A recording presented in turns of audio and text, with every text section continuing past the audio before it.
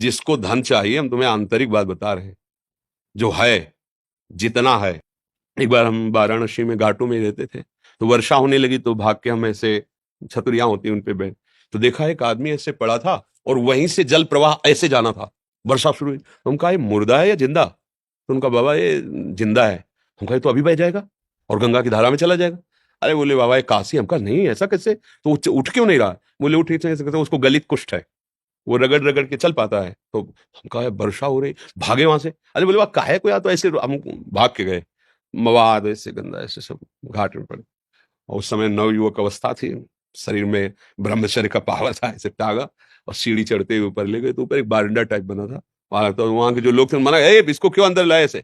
हम कहा 1 मिनट में तुम्हारी भी स्थिति ऐसी हो सकती है, ऐसा नहीं कहना चाहिए, आप बिल्कुल सावधान, इसको हटाइएगा। जब उसको लेटाया ना, तो जो हम आंख खोला, फिर जब लेटाया उसको, और जो देखा आपको क्या बताएं, ऐसा प्यार भरी दृष्टि से जब देखा, तो हम ऐसे ऐसे उनको, अब हमारे पास तो किंचन कुछ ना सुविधा है, ना पैसा है, ना भोजन है। घाट में रहते थे, जो महादेव जी दे देते थे, उससे में रात दिन अपने भजन मार्ग, किसी आश्रम में नहीं जाना, किसी से मांगना नहीं, ऐसा एकांत। पर उनकी जो दृष्टि मिली, ये जो आज आप लोग सुन रहे हैं, जो आज आप लोग अनुभव कर रहे हैं, ये केवल इन्हीं महापुरुषों की कृपा से है। साधना तो क्या है, जैसा बना वैसा, वो क्या कृपा में बहुत बड़ी ताकत। मान लो पशु है, अब वो क्या कहाँ दवाई मांगेगा, कहाँ जैसे, अब उसका पैर टूट गया है, हम उसको ले जाएं जहां पशु अस्पताल, उसको दवाई करवाएं, उसको जब तक थोड़ा ठीक ना हो जाए, तो उसको खान पान की भगवान रीत जाएंगे। सच्ची मानिए, पर ये बातें सबकी समझ में नहीं आएंगी। अगर ऐसे भाव से चलो, तो पूर्व का जो अशुभ कर्म है वो नष्ट हो जाएगा। वो अशुभ कर्म ही हमें दुख देता है, अशुभ कर्म ही दुख देता है। ये जो हमें भुलावे में डाला जाता है ना, कि हम ये कर देंगे तुम्हारा दुख दूर हो जाएगा, बिल्कुल नहीं।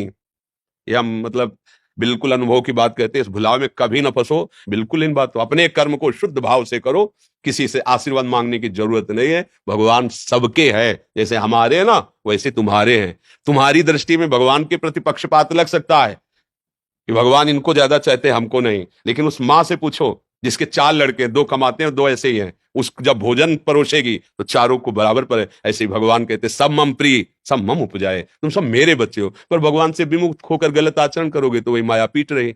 सही ढंग से चलो, पीछे की बिगड़ी बना लो, आगे का मंगलमय मार्ग हो जाएगा। नाम जप करो, कोई नशा मत करो, जो अर्थ कमाओ, माता पिता परिवार को सेवा, और किसी ऐसे को जिससे बदला लेने का भावना हो। जैसे मान लो हमने आपको जल पिलाया, तो कभी आप हमको हाथ जोड़ के भी राधे राधे कहेंगे, ऐसी भावना नहीं हो। ऐसे किसी की सेवा करो, किसी पशु, किसी पक्षी, किसी ऐसे व्यक्ति की, वो तुम्हारे लिए इतनी जोर का काम करेगा कि सब व्यवस्थाएं बननी शुरू हो जाएंगी। वो कैसे बनाता है समझ में नहीं आता, और जब कर्म बिगड़ जाते हैं तो कैसे बिगड़ता है संभाल भी नहीं पाते। इसलिए उसको रिझा लो, सारी बात बन जाएगी। भाई वो वृद्ध कोई ऐसा भूखा प्यासा बीमार पड़ा हो, इन बातों पे लोग ध्यान नहीं देते। कोई पशु ही है, सेवा का अवसर मिला है, तन मन धन से कर दो, से उसका परिणाम जो आएगा। हाँ, अगर हम धर्म से चले तो सर्वलोक महेश्वर भगवान, ऐसा नहीं कि वो देख, एक सेकंड भी कोई ऐसा नहीं है जिसको भगवान नहीं देख रहे हैं। मान लेना, एक सेकंड भी ऐसा नहीं है कि वो तुम्हें देख नहीं रहे। जिसको धन चाहिए, हम तुम्हें आंतरिक बात बता रहे हैं, जो है, जितना है, उसी से माता पिता भाई बंधु और आए हुए अतिथि और किसी एक बाहरी दुखी जिससे हमारा कोई मतलब नहीं, उसको सुख पहुंचाना शुरू करो। फिर देखो दरिद्रता नष्ट ना हो जाए तो हमें बता देना।